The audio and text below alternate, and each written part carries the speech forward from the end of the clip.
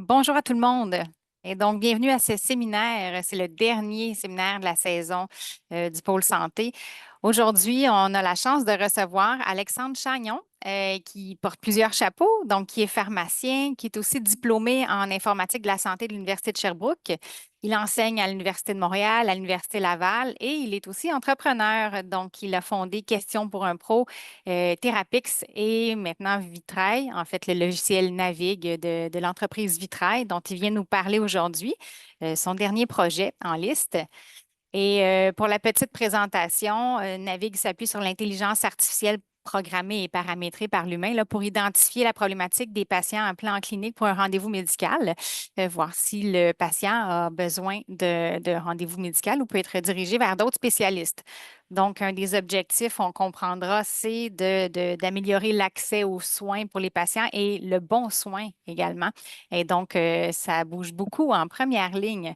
Et les résultats des premières cliniques qui l'ont implanté il y a un peu plus de 2 ans ont été impressionnants et le nombre de cliniques qui ont souhaité et qui l'ont implanté a cru rapidement jusqu'au déploiement provincial éventuel là, qui est envisagé et dont on va possiblement parler aussi aujourd'hui. Et donc, le séminaire vise à parler des leçons tirées de cette expérience, des enjeux et des prochaines étapes. Alors, je vais lui laisser la parole tout en vous rappelant qu'il y a une période de questions aussi à la fin qui est prévue, là, puis on pourra, vous pouvez être confortable de laisser vos questions dans le clavardage et au moment de la période de questions, vous pourrez aussi lever votre main, puis on va prendre les questions. Voilà, merci. Bon séminaire. Merci beaucoup. Merci pour l'invitation. Désolé d'avance si vous entendez des sons un petit peu d'arrière-plan. Je suis aujourd'hui dans une conférence, laquelle peut-être là, est en fait peut-être que vous trouvez peut-être parmi le groupe aussi à cette conférence-là, la première ligne en santé ici à Montréal. Donc, merci encore une fois pour l'invitation. Très heureux de pouvoir partager cette expérience-là qu'on a eue au courant des 2 dernières années ici au Québec pour la preuve de concept, puis le déploiement provincial suite à l'obtention par l'entreprise Vitrail que j'ai fondée d'un contrat qui vise ce déploiement-là dans toutes les cliniques médicales, mais également tous les guichets d'accès à la première ligne au 811. Une intelligence artificielle donc qui est accessible par l'entremise d'un logiciel et qui va être également disponible par l'entremise d'une plateforme pour les patients de façon autonome. Donc, mon nom, moi, c'est Alexandre. On m'a bien présenté et je suis un peu particulier dans la mesure où est-ce que j'aime être interrompu en cours de présentation. S'il vous plaît, levez la main, ouvrez votre micro, votre caméra, sans faire vraiment grand plaisir. Pour les gens qui sont un peu plus timides, vous pouvez aussi passer par le clavardage. De cette façon-là, on va être en mesure de bien conserver, je dirais, le contexte de votre question. Donc, on l'a déjà dit d'entrée de jeu, je suis pharmacien, effectivement. Je n'ai pas un background en affaires. Donc, ça, c'est peut-être un petit peu particulier, là. Vous ne voyez pas un MBA là-dedans, notamment. Je suis chercheur clinicien, en fait. Donc, assez atypique comme profil. Chez Réseau 1 Québec, là, je suis le co-auteur de cette publication qui s'intéresse, et ça, c'est vraiment mon champ d'intérêt principal, à l'utilisation du numérique en contexte de soins, plus particulièrement en première ligne pour améliorer l'accès. Et c'est dans ce contexte-là que j'ai fondé Questions pour un pro, auquel on a fait référence, et qui a changé de nom, parce que c'est la même entreprise, au courant des dernières en fait, il y a 2 ans et demi, plus rien précisément aujourd'hui, pour s'appeler maintenant Vitrail, un petit clin d'œil à l'intelligence artificielle, donc AI à la fin, et aussi de notre désir très, très, très profond de conserver une transparence et une explicabilité à l'intelligence artificielle. On va revoir dans quelques instants comment on y arrive. Conflit d'intérêts, bien entendu, je suis le fondateur d'une entreprise, j'ai donc des intérêts financiers dans cette entreprise-là, bien entendu, mais ça ne se veut pas une infopub de 46 minutes là, à laquelle vous allez assister. On va parler de nos apprentissages. J'ai la chance de parler avec plusieurs entrepreneurs, plusieurs organisations, même des organisations parapubliques et publiques, lesquelles s'intéressent à cette mise à l'échelle-là qu'on a réalisée de notre côté. Donc, ça me fait vraiment plaisir de pouvoir le partager avec un si grand groupe ce midi et aussi dans le cadre de l'enregistrement qui va découler de cette présentation. Donc, le plan de présentation, très, très simpliste, là, 45 minutes au total, mais si on fait plus, on fait plus, on fait moins, on fait moins, mais aux alentours de. Donc, on va parler de la genèse, l'identification de l'opportunité, puis l'alignement des incitatifs, il va y avoir un passage assez important là-dessus, parce que c'est probablement un des plus gros apprentissages de mon côté, et en fait, qui a fait le succès qu'on connaît de cette entreprise-là, création de la preuve de concept, les premiers déploiements, puis jusqu'au potentiel commercial, le projet pilote, le 811, puis le contrat. et on va terminer avec les questions qui vont nous rester à la fin de la présentation. Donc, je dis souvent qu'en tant qu'entrepreneur ou d'organisation, ce qui est important, c'est pas de tomber en amour avec une solution, mais plutôt avec un problème. Puis ça, c'est très, très, très vrai dans ma tête. Le problème avec lequel je suis en amour depuis ma diplomation de l'Université Laval en 2013 comme pharmacien, c'est celui de la désinformation sur le web ou des enjeux d'accès à de la bonne information et des bons services. Et en contrepartie, l'utilisation du web par une quantité toujours croissante de patients pour s'informer ou trouver des soins. Vous me voyez en pharmacie. Je suis un pharmacien d'hôpital et donc d'urgence et soins intensifs, mais j'ai fait des heures aussi en pharmacie communautaire, puis j'ai vu des affaires qui m'ont lancé à terre, même si on était disponible de 8 heures le matin à 8 heures le soir dans la plupart des pharmacies, il y avait toujours des patients qui se rendaient sur le web, de telle sorte que j'ai créé une plateforme qui s'appelait Question pour un pharmacien au début. Et comme son nom l'indiquait, sans plan d'affaires aucun, j'ai investi environ 25 000 d'argent de poche que j'avais réussi à accumuler pour peut-être m'acheter une maison dans un site web pour être capable d'être disponible en ligne pour les patients. Je savais bien qu'on ne pouvait pas combattre ce phénomène-là qui était la consommation par les patients d'informations sur le web. Et donc, pour offrir une alternative, je vais dire comme ça, ben c'est ça. Question pour un pharmacien est apparue. En 2017, ça a été sacré un succès. L'Ordre des pharmaciens ont reconnu cette plateforme-là comme étant un phare là, dans les ténèbres du web, là, comme ça avait été mentionné à ce moment-là. Puis, j'étais pas seul à répondre à des questions. Je répondais en 10 et 15 demandes de consultation par jour, matin, midi, soir. À l'hôpital, j'en faisais. Le week-end, le jour de l'an, Noël. Pendant 5 ans, j'ai répondu à des questions. J'ai répondu à 16 000 demandes de consultation pour l'entreprise de cette plateforme-là. Et au final, c'était vraiment un succès aux yeux de tout le monde, sauf pour moi. Parce que même si le site s'appelait Question pour un pharmacien, mais il y avait un patient sur 3 qui ne requérait pas l'attention d'un pharmacien. Puis ce patient-là, par définition, attendait plusieurs heures avant de se faire dire Hey, je m'excuse. Il a fallu que tu vois un médecin, un psychologue, une travailleuse sociale, un physiothérapeute, une nutritionniste.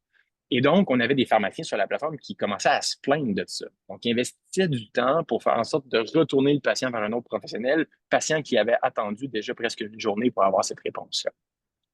Et c'est là que je tombe en amour avec le problème, vraiment, vraiment. Okay? Parce que cette problématique-là, qui est la non-pertinence ou les enjeux de consulter le bon professionnel dans le bon délai, ben, c'est un problème qui était présent partout en première ligne. Et partout où est-ce qu'on s'informait, il y avait ce problème-là. Il y avait des solutions diverses qui avaient été tentées, des documents PDF avec des codes de couleur pour la secrétaire. On avait des plans de publicité qui avaient été achetés par des groupes de pharmacie lorsque un projet de loi comme le projet de loi 41 ou 31 était adopté pour informer la population de ce que le pharmacien pouvait maintenant faire. Et ça venait avec beaucoup de confusion pour notre population de patients qui ont souvent un niveau de littératie pas suffisamment élevé pour être capable de tout capter les nuances de oui, un pharmacien peut prendre en charge une infection urinaire, mais si, seulement si, il y a les 13 critères suivants qui sont présents. Et donc, au Québec, comme dans la plupart des juridictions à travers le monde, ben, à l'époque, en 2015 et en 2017, on avait toujours cette propension-là d'octroyer un rendez-vous auprès d'un médecin. Et c'était au médecin de faire de ce qu'on va appeler de la réorientation médicale, consommer une plage de disponibilité pour envoyer le patient vers un autre professionnel. Et ça, c'est, à nos yeux, encore aujourd'hui, la plus grande source de gaspillage professionnel en première ligne. C'est aussi une situation qui malheureusement touche nos centres d'appel, notamment ceux du 811 partout à travers le Canada et particulièrement au Québec. C'est des infirmières et uniquement des infirmières qui, depuis la création d'InfoSanté, il y a de ça plus de 10 ans, mais parlent à nos patients. Que le patient ait besoin d'avoir le numéro de téléphone de sa clinique ou qu'il ait une problématique aiguë comme une potentielle pyélonéphrite, c'est toujours l'infirmière qui va parler au patient. Un modèle vers lequel on essaie de se distancer ou duquel on essaie de se distancer, comme l'ont déjà fait plusieurs juridictions comme la Colombie-Britannique, où est-ce qu'il n'y a pas que des infirmières qui travaillent maintenant au 811. Et ben, il y a des publications au Québec comme à l'extérieur du Québec qui s'intéressent au fait que les infirmières du 811 ont malheureusement tendance à octroyer davantage de rendez-vous lorsque les rendez-vous sont disponibles ou de trop envoyer vers l'urgence, d'être un petit peu trop précautionneuse. Et ça, il y a plein de publications ici au Québec par rapport à ça. Donc, notre objectif, c'était d'aider cette problématique-là avec laquelle j'étais personnellement en amour. Mais vous allez voir, moi, je suis une personne très égoïste. À la base, je voulais régler mon problème à moi. Puis mon problème à moi, c'était question pour un pharmacien et ses patients qui attendaient 24 heures pour se faire dire Hey, je suis désolé, t'es pas à bonne place. Et donc, ce qu'on avait sur question pour un pharmacien, c'est par définition une question. Donc, les mots employés par le patient dans cette question, Et c'est là qu'on a commencé à s'intéresser à l'intelligence artificielle. À l'époque, c'est en 2017, on n'a pas l'expertise à l'interne pour faire ça. Donc, on s'entoure de chercheurs du crime, de l'Université Laval, de l'ID, pour être en mesure de trouver qu'est-ce qu'on fait par rapport à ça. Donc, on s'intéresse au concept du traitement naturel du langage ou le Natural Language Processing en anglais, pour les gens qui lisent davantage de la littérature anglaise. Et on commence tranquillement, pas vite, à étiqueter manuellement chacune des questions qu'on reçoit pour dire ça, c'est le pharmacien, ça, c'est pas le pharmacien, ça, c'est le pharmacien, ça, c'est pas le pharmacien. Et il y a une rétroaction qui est faite au système parce qu'il faut qu'il y ait une boucle de rétroaction pour que l'intelligence artificielle puisse apprendre en continu.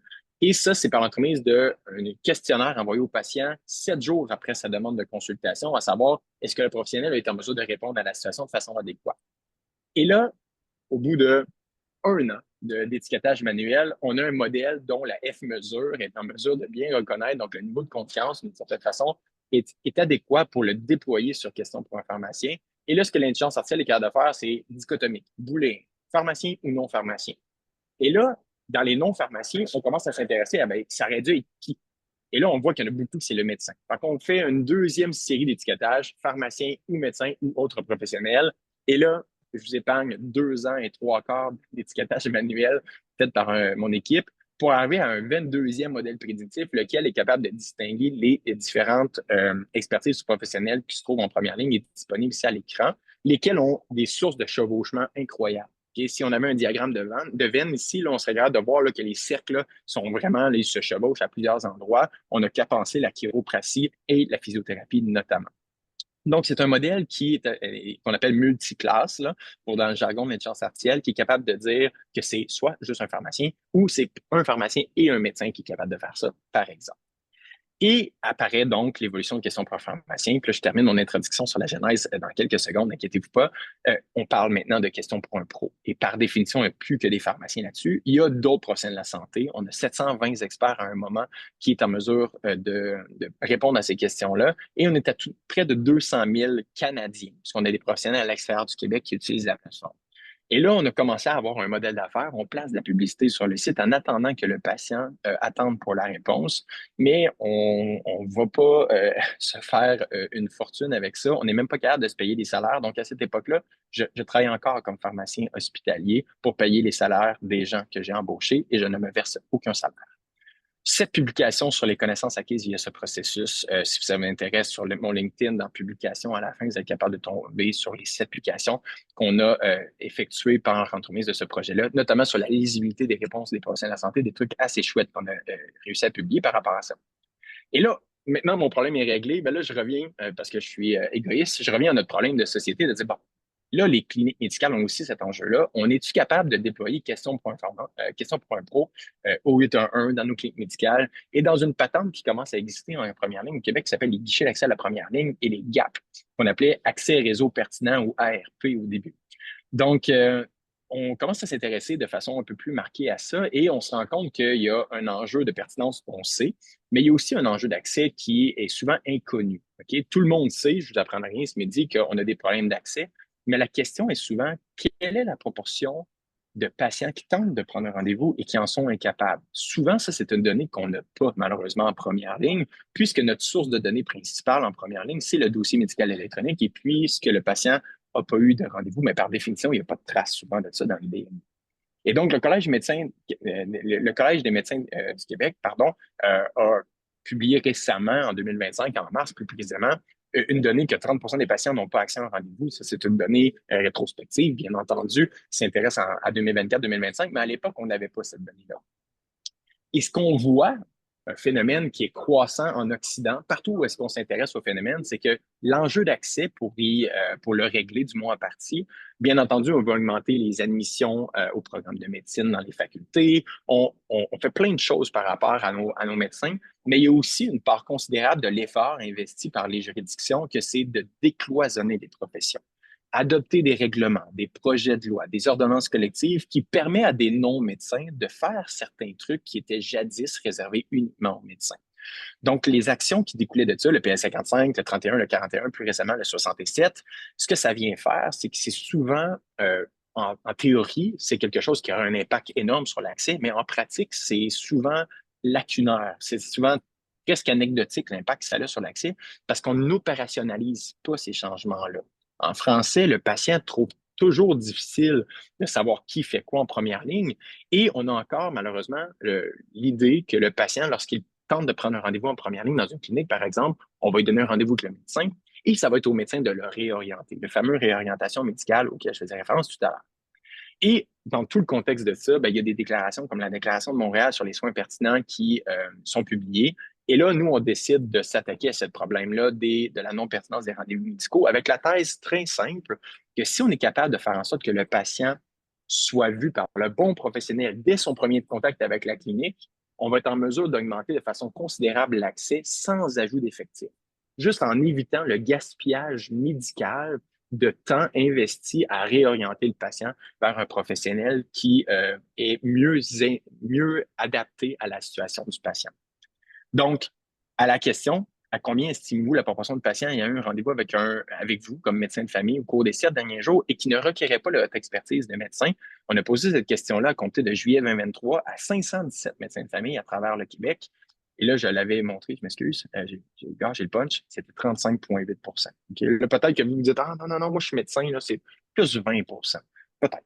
Peut-être c'est 6, peut-être c'est 13, peut-être c'est 35. Nous, on a un échantillon qu'on considère représentatif quand même de 517 médecins de famille et l'écart type est assez large. On a des médecins de famille qui nous disent que c'est plus de 50 des patients. On a une saisonnalité aussi. En saison hivernale, ça monte.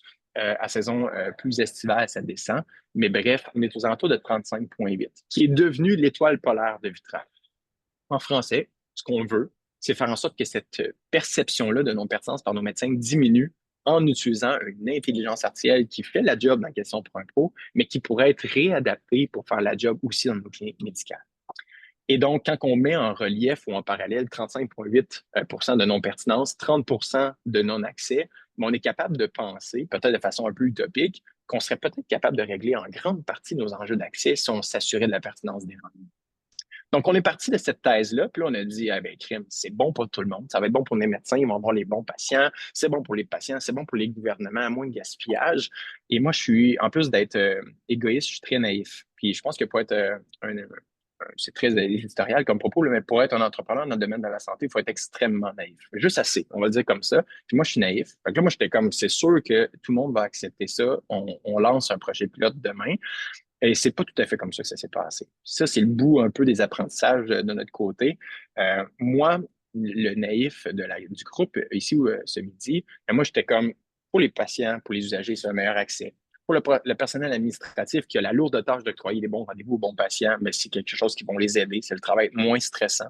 Pour les professionnels de la santé qui œuvrent à l'intérieur de nos cliniques médicales, mais qui ne sont pas médecins, ça va leur permettre de travailler à plein champ d'exercice, d'avoir un temps qui est mieux investi, mais aussi d'avoir leur profession être valorisée. Les médecins, ben, c'est une réduction du fardeau d'embauche de nos agentes administratives, hein, parce que des secrétaires médicaux, fait une époque où est-ce qu'il y en avait, c'est rendu une légende urbaine. Ça n'existe plus là, des secrétaires médicaux ou presque plus. C'est des agentes administratives de classe 3, comme on les appelle au Québec, qui ont souvent aucune expérience dans le secteur de la santé. Puis là, on les met au téléphone, puis on leur dit, ben, tu es la seule personne, toi, qui va parler au patient avant son rendez-vous. Assure-toi de donner un rendez-vous avec le bon professionnel dans le bon délai à l'intérieur de la clinique. C'est très, très, très difficile de faire ça. Puis nos gouvernements, moi, j'étais comme, c'est sûr que le gouvernement va acheter ça. Hey, on améliore l'accès, diminue la pertinence, let's go. La réalité, c'est que c'est pas tout à fait ça. OK? Donc, dans le domaine de la santé, la gestion du changement, c'est difficile. Puis tout le monde, dans le groupe que je trouvais qui avait juste des avantages, avait un contre-argument à me mentionner. On avait des patients qui, au début, refusaient catégoriquement de répondre à des questions au secrétariat ou de voir un non-médecin. Parce que là, on se comprend. Là. Il y a des patients qui appellent à la clinique pour prendre un rendez-vous, puis on va leur répondre, bonne nouvelle, madame, avec la situation que vous me décrivez, c'est un pharmacien communautaire qui va être en mesure de répondre à la situation. Ben, de se faire répondre, ben, si j'avais voulu aller chez Jean Coutu, j'aurais appelé Jean Coutu un matin, pas ma clinique. OK? Donc, on en a entendu des choses comme celle-là, beaucoup plus fréquent au début. On a des données qui montrent que le taux de refus actuellement est de 4.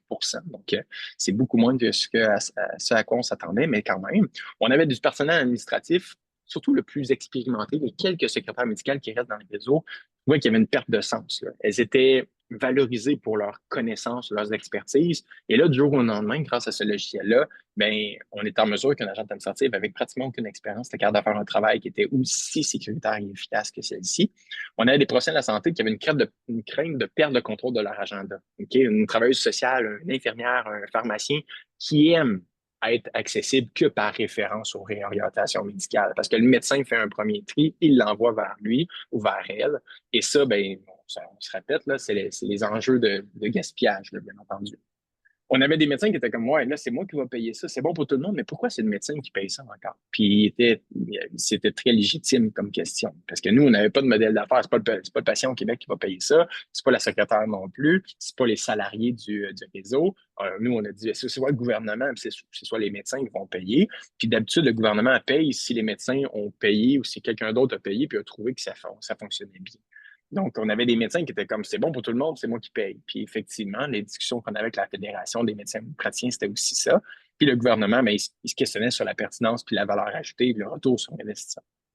Donc, toujours naïvement, on commence des démarches auprès du gouvernement, on travaille avec eux autres, on fait des présentations, des représentations. On a cette idée-là. Une idée, ça vaut rien, OK?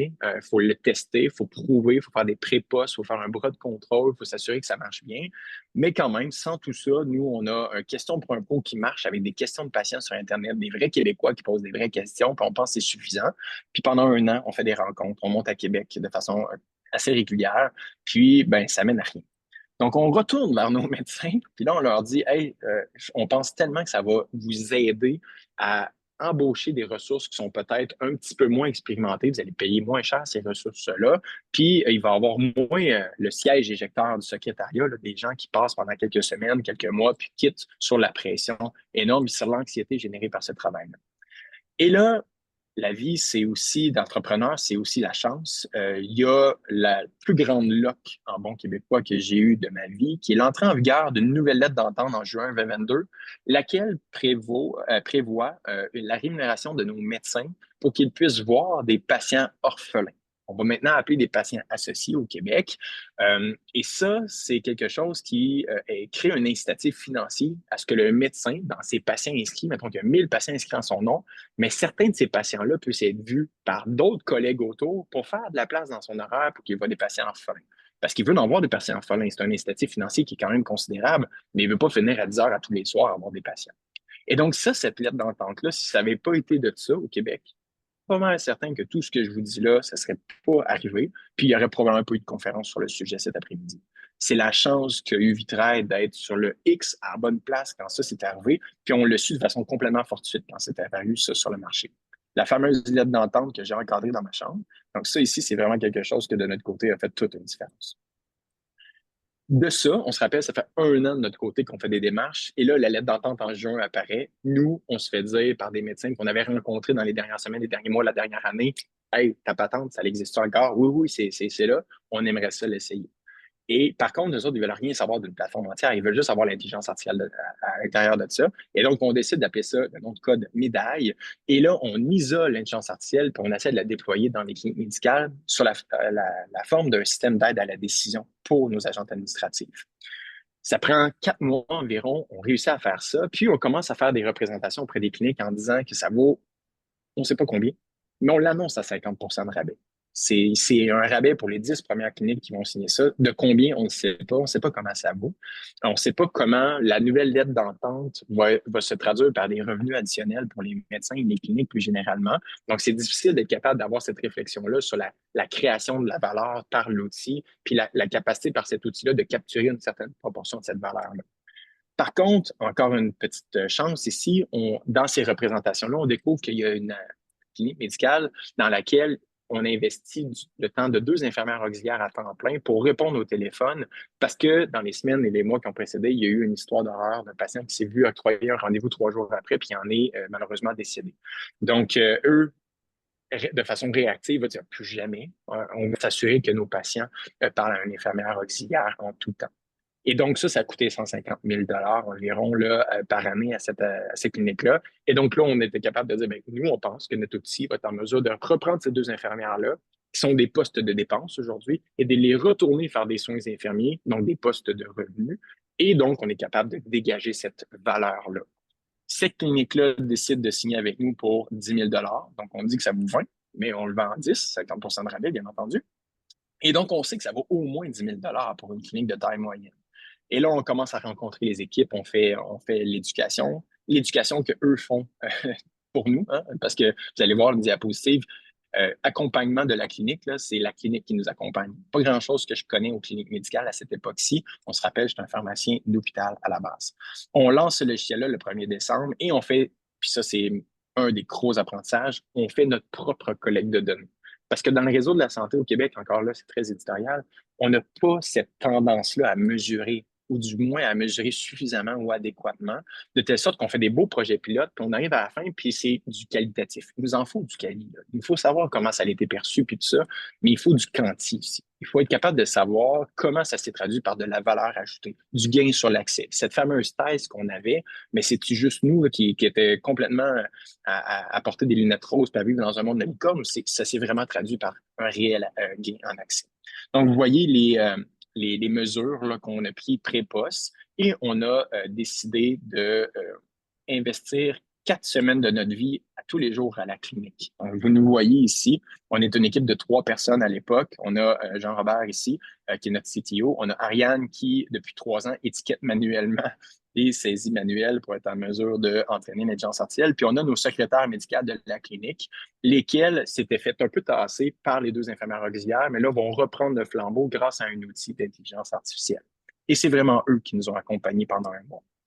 Retomber rapidement le fameux pré-poste là, que je vous dis qui est absolument nécessaire de faire. Si vous n'êtes pas capable de faire un pré-poste, on fait un bras de contrôle avec une clinique à côté. On s'assure que la saisonnalité dans le domaine de la santé est importante, mais on peut s'en tenir compte. Et donc, d'entrée de jeu, on est capable de faire en sorte que nos infirmières se concentrent à voir des patients plutôt que de passer de 8 heures à 5 heures à tous les jours à parler à des patients au téléphone. Donc, réduction relative de 71% du temps passé au téléphone. On calcule la perception de non-pertinence par nos médecins, un groupe de 11 médecins dans ces cliniques-là. On est aux alentours de 34%. 7 jours après le déploiement, on est aux alentours de 12%. Donc, il y a encore des patients non pertinents. Puis ça, on va continuer de le faire au fil des mois. Je vais vous montrer dans quelques instants. Mais notre étoile polaire du 33, du 35,8%, elle est encore là. Puis nous, on entraîne en continu l'intelligence artificielle. On réentraîne à tous les jours cette intelligence artificielle-là pour aller chercher de plus en plus de ces patients-là dans l'horaire de nos médecins. Le temps passé au téléphone par une agente administrative, une fois le déploiement fait, donc on les retourne au téléphone, mais on voit qu'il y a un petit bump dans le temps qui nous a fait bien peur au début parce que là, on était comme, non, on n'a pas 6 minutes à passer au téléphone avec chacun des patients qui appellent. Il y a 95 patients qui appellent dans les 90 les premières minutes de l'ouverture des lignes. Donc, on voit qu'au fil des appels, des jours, on a une réduction, de telle sorte qu'il y a un asymptote là, aux alentours de 1 minute 35 à l'échelle québécoise en ce moment. Donc, en français, le temps moyen passé au téléphone par un agent administratif qui utilise notre outil pour orienter le patient vers le bon rendez-vous avec le bon délai, avec un bon professionnel, c'est de 1 minute 35. L'accès, OK? On avait dans cette clinique-là une liste de rappels. OK? Les patients qui avaient besoin d'un rendez-vous selon l'infirmière auxiliaire, mais qui n'avaient plus de place pour eux autres, on les gardait, les noms, sur une liste. Et là, nous, on est arrivé avec un inventaire dans les 5-6 dernières semaines de plein de noms de patients. Sur les patients, nous, le nom, c'est pas quelque chose qui nous intéresse. C'est une information qui est sensible. On n'avait pas la raison de consultation, ceci dit, mais on voulait surtout avoir le nombre absolu de patients qui n'étaient jamais rappelés, qui demeuraient sur la liste d'attente. Et là, vous voyez l'impact sur la liste d'attente. On avait un impact relatif d'une réduction de 68% environ. Donc, au 1er janvier, excusez, je vais juste enlever la petite ligne ici, je perds un petit peu. On avait investi au total 1,4 million de dollars dans cette technologie-là. Et là, la clinique, ce rabais-là, ben, c'était pas un rabais gratuit, c'était un rabais en échange de devenir une vitrine technologique, qui est un autre des apprentissages importants que j'ai l'habitude de partager là, avec les gens en première ligne qui font des projets. C'est important de faire en sorte qu'en termes de gestion des attentes, les premiers sites à déployer une technologie acquiesce, accepte d'être une vitrine technologique que je définis comme un endroit où est-ce qu'on va envoyer des gens curieux de cette technologie-là. Donc, dans les semaines qui ont suivi le déploiement, il y a 10 autres cliniques qui ont été visitées, la clinique déployée, et ça a fait en sorte qu'il y avait des cliniques qui ont signé avec nous. Donc, ça a pris 1 an à faire la première signature, mais 6 semaines après le déploiement, on avait 13 cliniques qui avaient signé avec nous. Okay? Et ça, c'est vraiment à cause de la vitrine technologique, je vous le dis, parce que là, c'était plus ma parole à moi, c'était plus le pitch de vente de l'entreprise puis du fournisseur, c'était un médecin qui l'utilise, qui parlait à un médecin qui était peut-être intéressé à l'utiliser, qui disait, ben voici comment moi, ça a changé ma vie puis la vie à la clinique. Donc ça a été vraiment un très, très, très important apprentissage. Un des apprentissages aussi, c'est, je m'excuse, j'ai beaucoup trop de texte dans cette diapositive-là, là, ça ne suit pas les lignes directrices, mais mettons, le bout important, c'est celui-là ici, c'est que nous, on faisait le qui. Hein? Pharmacien, médecin, TS. Hein? C'est ça là, que vous avez vu dans les diapositives, c'est ça qu'il y avait sur Question pour un pro. Puis là, on a une équipe vraiment satisfaite de cet outil-là qui définit le qui, mais qui nous dit, hey, notre agente administrative, elle vient nous voir encore cogner à la porte d'un infirmière. J'ai donné un rendez-vous aujourd'hui ou dans 2 jours? Parce que le domaine de l'accès adapté au Québec, donc de ne pas juste être première vie, premier service, c'est en pleine croissance à ce moment-là, ça l'est encore. Et donc, on nous demande, en plus d'entraîner le qui, tu peux-tu entraîner le quand? Puis tant qu'à ça, le où. On aimerait ça savoir si c'est notre pharmacienne GMF à l'interne ou c'est le pharmacien communautaire qui va faire ça. T'sais. Donc, nous, let's go, on commence à faire ça. Et le où, ben, par définition, c'est aussi à l'urgence, les centrales de prévention du suicide, la ligne 911. Donc, on est exposé à des patients qui appellent à la clinique, puis de façon un peu surprenante, de mon côté du moins, de me rendre compte qu'il y a des patients qui appellent à la clinique parce qu'ils ont confiance en leurs équipes, en confiance en leurs médecins, mais ils sont en train de faire un infarctus, un AVC. Puis ces patients-là, dans plusieurs cliniques à travers le Québec, on n'a pas l'habitude de les questionner. Puis là, on leur dit, ben, prochain rendez-vous avec votre médecin, c'est jeudi de la semaine prochaine. Puis là, on espère que le patient ait une autocritique suffisante pour dire, ben là, attends, je pense que ça marche pas mon affaire, mais c'est pas tout le temps le cas. C'est la raison pour laquelle il y a malheureusement des petites histoires d'horreur auxquelles je faisais référence tout à l'heure. Puis l'autre affaire, c'est qu'on se rend compte que déployer une clinique, ben, investir 1 mois dans la clinique, nous, on les aime d'amour, cette clinique-là, puis les gens qui y travaillent, mais on ne peut pas faire ça à échelle. À l'échelle, ça ne fonctionnera pas. Il y a 717 cliniques affiliées à des GMF au Québec. C'est sûr qu'il va falloir qu'on trouve une façon de changer ça. Et donc là, on essaie d'estimer nos chances de réussite, toujours en se tournant vers la littérature. Donc, il y a des gens qui sont dans l'innovation en première ligne, qui font des recherches Google. Moi, je fais des recherches PubMed. Okay? Moi, quand je veux savoir qui fait quoi, c'est-tu quelque chose qui a déjà été fait à travers le monde, il n'y a rien de mieux que des publications parce que c'est détaillé, c'est transparent, c'est les bons coups et les moins bons coups qui sont partagés à l'intérieur de ça. Bref, c'est une source infinie d'informations, puis c'est souvent peu utilisé par nos innovateurs en première ligne. Donc, je m'intéresse par l'entremise de ces recherches, pour mettre là, à Healthline BC at One One, qui est dans notre Canada, mais également au UK et en Australie, où est-ce que des plateformes similaires ont été tentées pour tenter de tirer le maximum de la capitation, qui était souvent beaucoup plus présent dans ces juridictions-là, qui est un mode de rémunération. Là, peut-être que vous en entendez parler un petit peu dans les journaux ces temps-ci. Et dans cette phase de littérature-là, moi, ça me met en doute parce que je me dis, OK, selon ce que je lis, personne n'a réglé les enjeux de non-pertinence. On a souvent un symptôme checker qui pose entre 25 et 50 questions à notre patient. Puis, au final, on lui dit souvent 3 choses. Est-ce que tu as besoin d'aller à l'urgence? Est-ce que le médecin est capable? Ou c'est-tu des autosoins? Puis moi, j'ai une vision beaucoup plus holistique de la première ligne, de dire non, non, c'est pas juste des médecins et puis l'urgence. Là. Et on a aussi des professionnels, puis on a un modèle québécois où est-ce que notre groupe de médecine de famille intègre de ces professionnels-là depuis assez longtemps. Et donc, je ne peux pas me tourner vers ces solutions-là puis m'en inspirer ou même les emmener au Canada ou au Québec. Et la vie fait bien les choses. Je suis pas très rapide pour lire la littérature. Fait que pendant que je fais ça, bien, il y a des cliniques qui continuent de signer avec nous, dont une clinique qui décide de payer 40 000 pour mettre le chiffre. Là, je fais comme, OK, là, on tient quelque chose. 40 000 pour une clinique de taille assez impressionnante. On est capable de faire une vraie entreprise, d'embaucher des gens, puis de faire le qui, le quand, le où, puis de déployer dans les guichets l'accès à la première ligne, puis d'avoir cette vision-là beaucoup plus étoffée que j'aimerais opérationnaliser là, puis rendre concrète. Et donc, à ce moment-là, quand on a cette signature-là, ben, ça commence à faire tellement de bruit en première ligne que les établissements dans lesquels on a des déploiements en parlent à leurs CCCIUS respectifs, qui en parlent au ministère de la Santé, et on est approché par le ministère qu'on avait rencontré il y a de ça environ 18 mois, qui nous dit hey, si ça vous intéresse, on aimerait ça que vous déployiez dans ces 3 régions administratives-là, Chaudière-Appalaches, Outaouais, Bas-Saint-Laurent, et pendant 8 à 12 mois, on va évaluer. Parce que là, tout le monde nous dit que ça fait du sens, mais nous, on va faire cette évaluation-là pour être en mesure de voir ben, c'est quelque chose qui devrait être financé par les contribuables.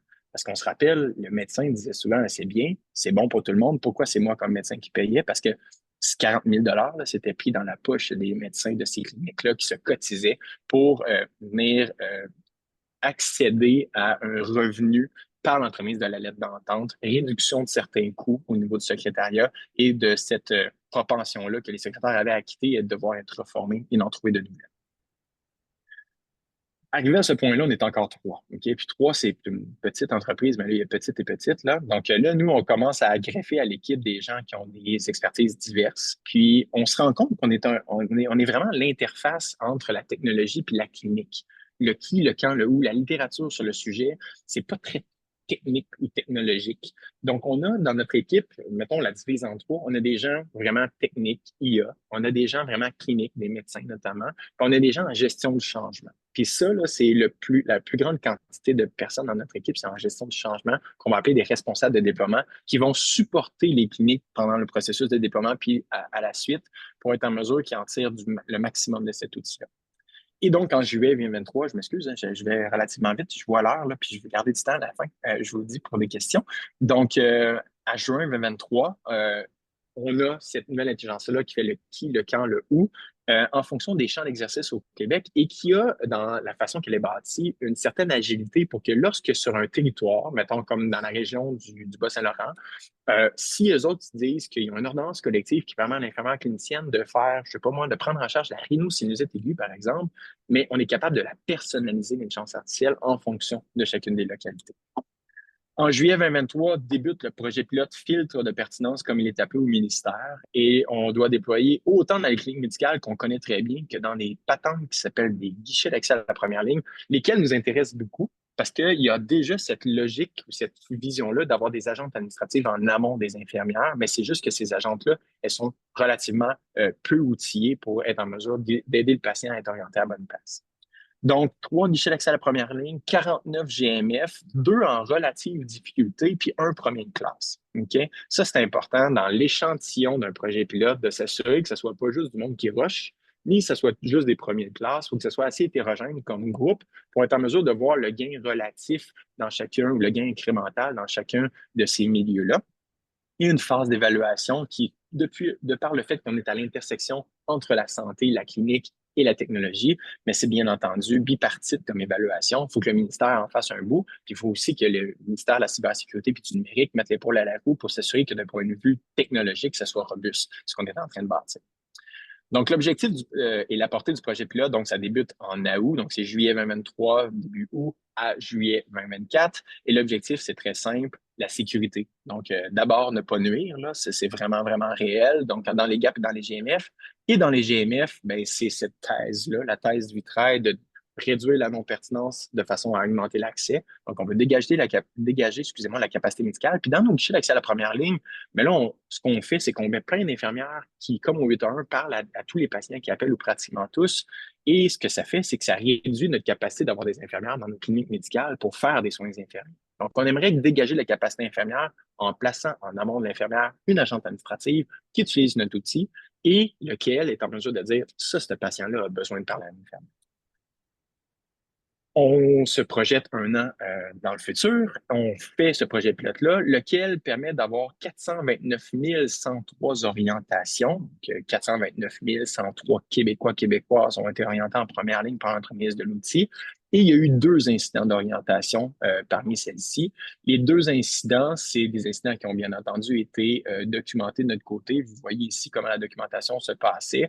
Les incidents d'orientation laisse en fait un goût amer dans notre bouche en toute transparence parce qu'on se rend compte des limites de poser des questions à un patient. Parce que les 2 instants d'orientation, c'est un patient qui n'a pas dit la bonne chose à notre agent administratif qui utilisait l'outil. L'exemple concret, une patiente qui est en train de faire une AVC dans sa maison et c'est son conjoint qui appelle à la clinique et il dit que sa femme, qui ne peut pas prendre notre téléphone en ce moment, a une céphalée, mal à la tête.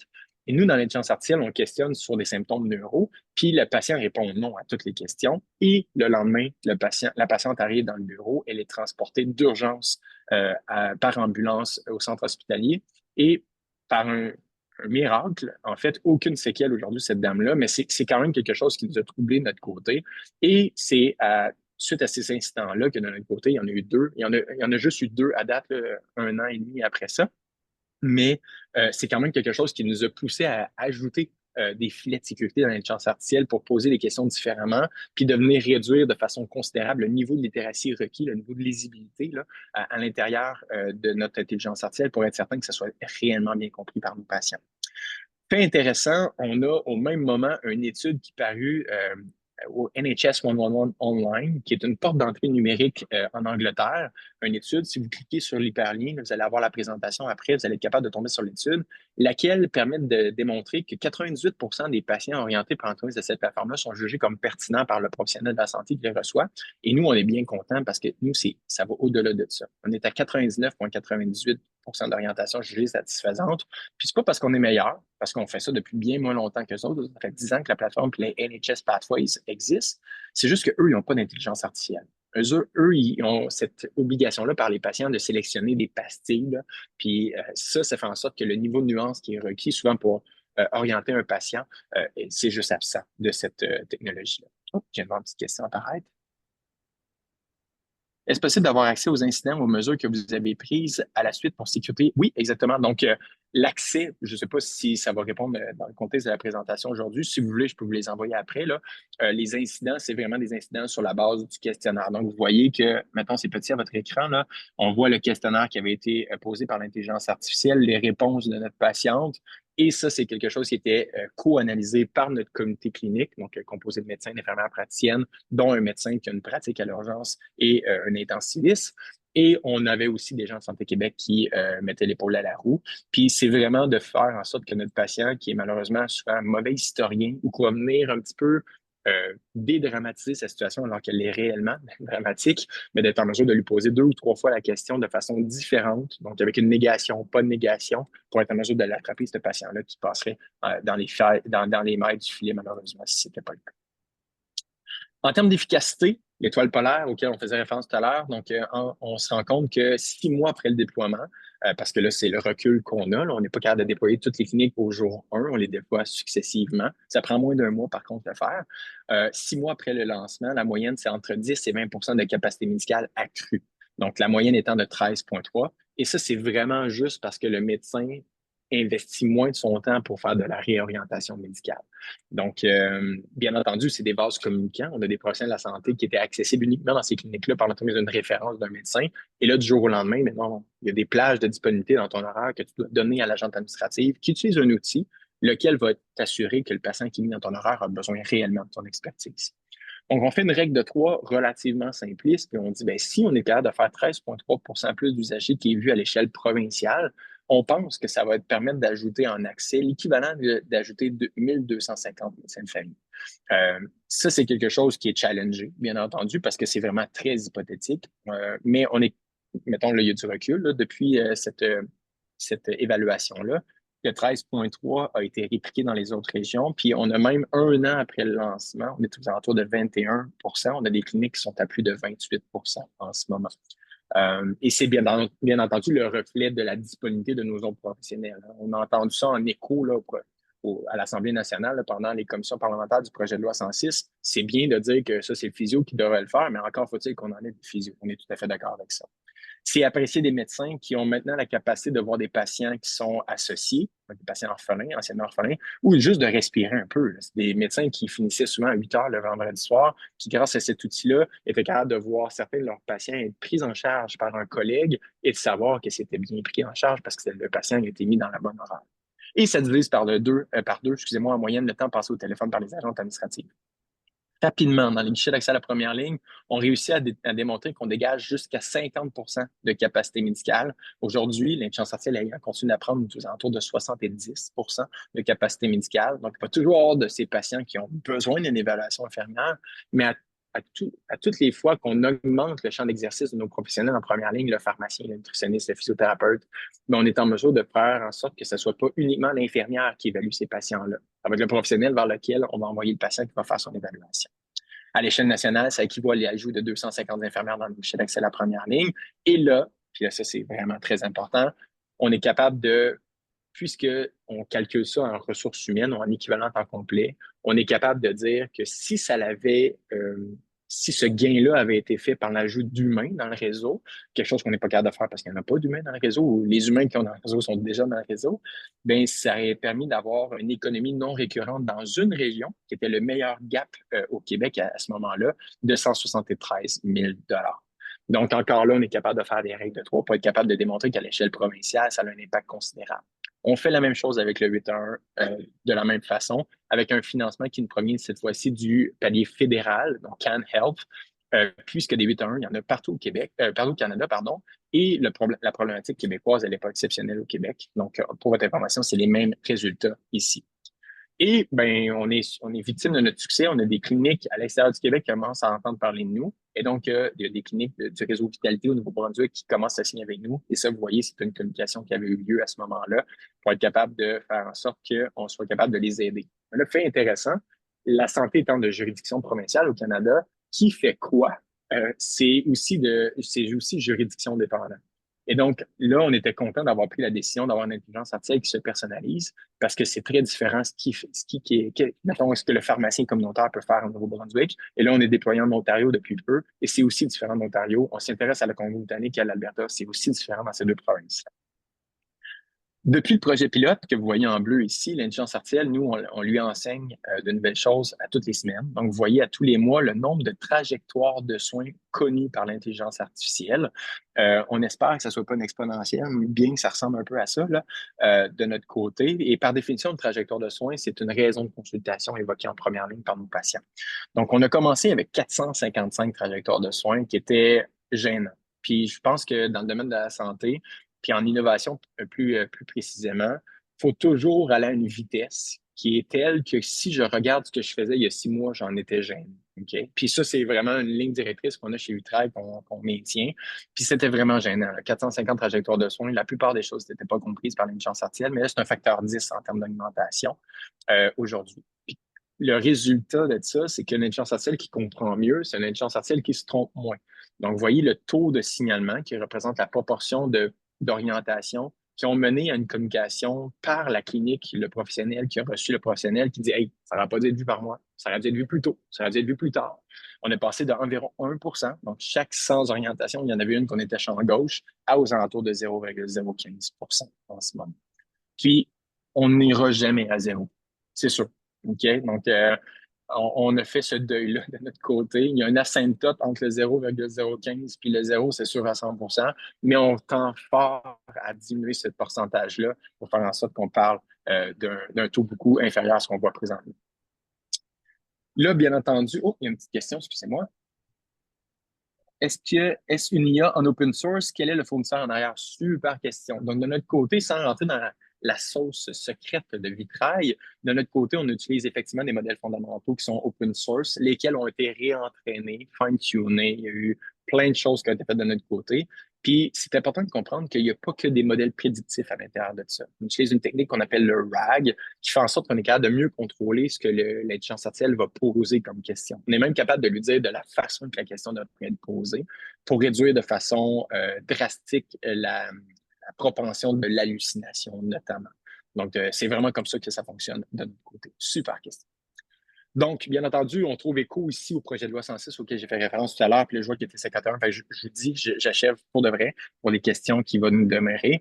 Donc, on a encore aujourd'hui au Québec une étude qui nous provient de Vitam, Nancy Côté, une professeure-chercheur là-bas, qui a posé la question des médecins de famille, c'est quoi être un médecin de famille? Puis malheureusement, nos médecins de famille encore au Québec jugent qu'être un médecin de famille, c'est faire ce que les autres ne veulent pas faire. Okay? Puis vous le voyez là, vous m'entendez depuis 51 minutes, puis je suis soufflant, je m'en excuse, je parle vite là, parce que j'ai beaucoup à vous dire. Mais nous, on est sûr que ce qu'on veut de nos médecins de famille, c'est qu'ils fassent ce que les autres ne peuvent pas faire, pas ne veulent pas faire. Puis c'est ça qu'on veut, OK? Si on fait en sorte que le médecin de famille est capable de se concentrer sur ce que les autres ne peuvent pas faire, mais à partir de ce moment-là, on peut travailler de concert avec les sociétés savantes comme l'INES, on peut travailler avec le ministère, on peut travailler avec l'Office des professions pour décloisonner nos professions, faire en sorte que nos infirmières, nos pharmaciens en fassent plus et à ce moment-là, d'être capable de s'assurer que ça va se traduire par un gain sur l'accès. Comment on arrive à faire ça? L'amélioration continue, vous m'avez entendu parler tantôt, 13,3% en moyenne de gain en accès 6 mois après le déploiement, 1 an à peu près après le déploiement, aux alentours de 20%. Comment on y arrive? C'est parce que l'intelligence artificielle fait quelque chose de génial. Elle va faire une prédiction de la destination du patient en fonction de l'offre de services locales. Par exemple, dans cette clinique-là, c'est la travailleuse sociale qui va faire ça. Mais elle va faire une autre prédiction en parallèle de si tout le monde dans la clinique travaillait à plein champ d'exercice, qui aurait dû voir le patient. Ce que ça permet de faire, c'est de comparer ces deux données-là et de générer une donnée, un rapport qui est produit pour chacune des cliniques du Québec qui utilisent notre système à tous les mois. Et ce rapport-là met en relief deux choses fondamentales. La première, c'est la quantité de patients qui ont tenté de prendre un rendez-vous, qui avaient besoin d'un rendez-vous, mais qui n'ont pas eu de rendez-vous parce qu'ils n'en avaient plus. Vous voyez, dans cette clinique-là, la clinique numéro 7 dont j'ai caché l'identité, c'était 351 patients en absolu. En parallèle, l'intelligence artificielle a déterminé qu'il y a 156 patients qui ont été vus par un médecin, mais dont la problématique cadre dans le champ d'exercice de l'infirmière si l'infirmière était en mesure de faire ça.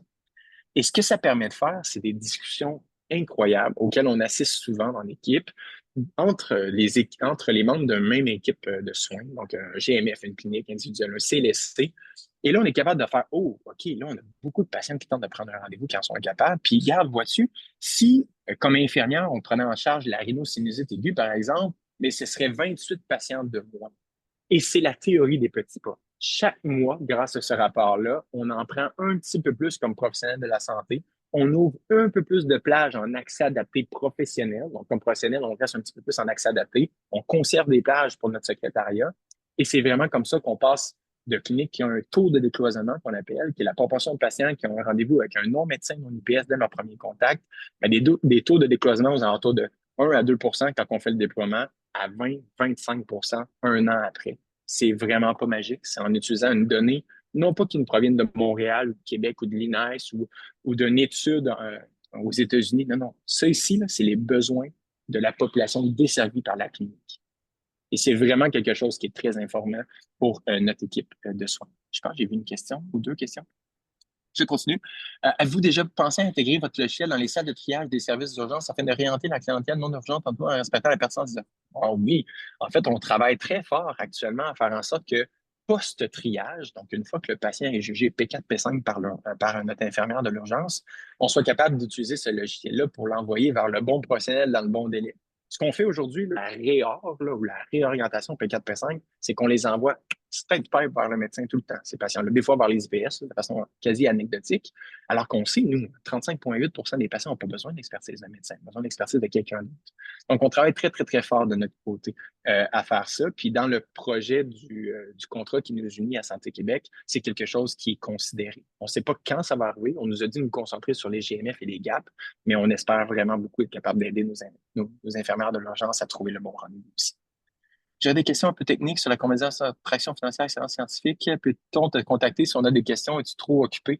Je suis plus occupé que j'ai déjà été en toute franchise. Ceci dit, ça me fait vraiment plaisir.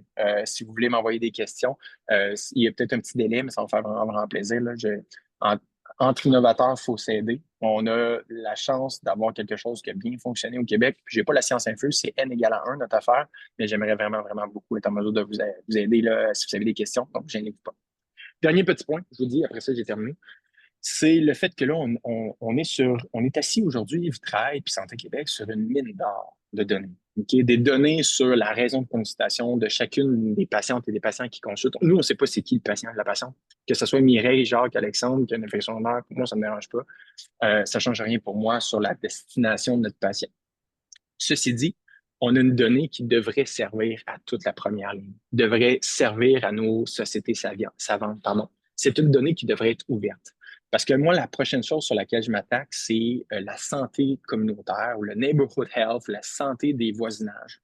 Je n'ai pas trouvé encore la traduction parfaite par rapport à ça, mais c'est d'être capable de dire qu'on est capable à l'échelle d'une petite région. On pourrait appeler ça nos territoires desservis par le CLSC ou un RLS au Québec dans notre jargon, d'être capable d'avoir la disparité à jour, à tous les jours, entre l'offre et la demande de service.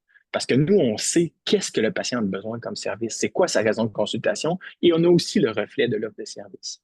Donc, on aimerait ça que, de façon intersectorielle, on puisse partager au MRC, aux villes, bien, votre population, à vous, c'est ça les problématiques qu'ils ont. Autant en santé physique qu'en santé davantage liée à la santé mentale ou tout ce qui est psychosocial.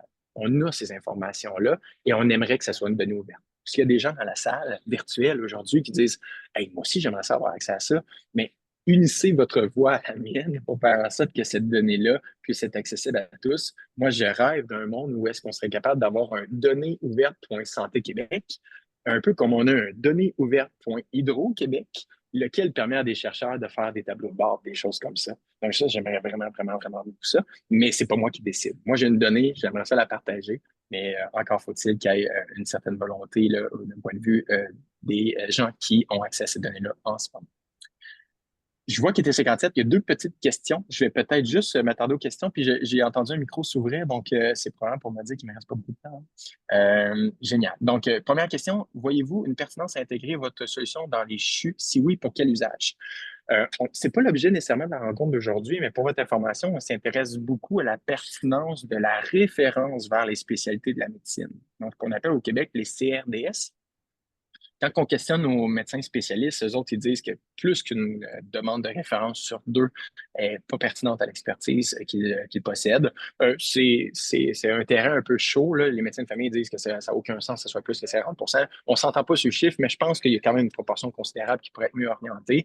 On est 8,5 millions de Québécois. Il y en a 1 million en attente CRDS, grosso modo. Donc, on aimerait beaucoup mettre l'épaule à la roue par rapport à ça. Mais au-delà de ça, tout ce qui est intra-hospitalier de notre côté, c'est pas quelque chose à laquelle on s'attarde pour le moment. On en a, en bon québécois, plein nos shorts avec la première ligne. Merci pour le commentaire, donc pour François. Merci pour le fil de domaine de première ligne. Merci pour la transparence dans votre cheminement et le partage de... Ben, merci vraiment. Merci pour les bons commentaires. Très apprécié. Je, Est-ce qu'il y avait d'autres Oui, questions? je lève Allez-y. ma main virtuellement. Oui. D'abord, merci, hein, c'est des vacances pour l'animation. Vous êtes complètement autonome. Ouais. Fantastique. Merci. Puis la question que je voulais poser, c'est avec les données que vous accumulez avec les cliniques qui l'ont implanté, par rapport aux besoins réels des patients, est-ce que ça vous donne des indices sur comment organiser le travail, composer les équipes, staffer finalement ces groupes de soignants-là?